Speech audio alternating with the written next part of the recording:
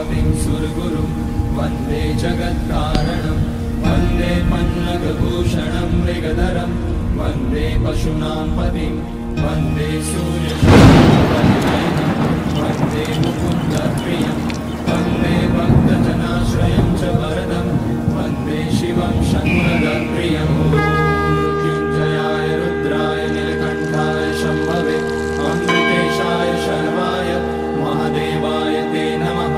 नमस्तेऽस्तु भगवन् विश्वेश्वराय महादेवाय त्र्यम्बकाय त्रिपुरान्तकाय त्रिकाग्निकालाय कालाग्निरुद्राय नीलकण्ठाय मृत्युञ्जयाय सर्वेश्वराय सदाशिवाय श्रीमान् महादेवाय नमः।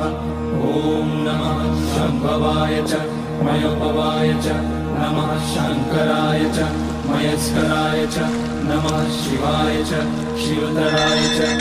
ॐ त्र्यम्बकं यजामहे सुगन्धिं पुष्टिवर्धनम् उर्वारुकमिव बन्धनान् मृत्योर्मुक्ष्यमामृतात्।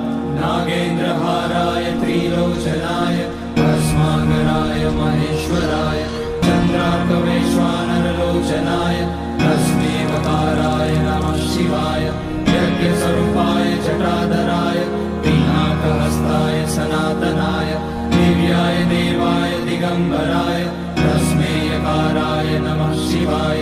पञ्चाक्षरमिदं पुण्यं यः पठेत् शिवसन्निधौ शिवलोकमाप्नोति शिवेन सह मोदते।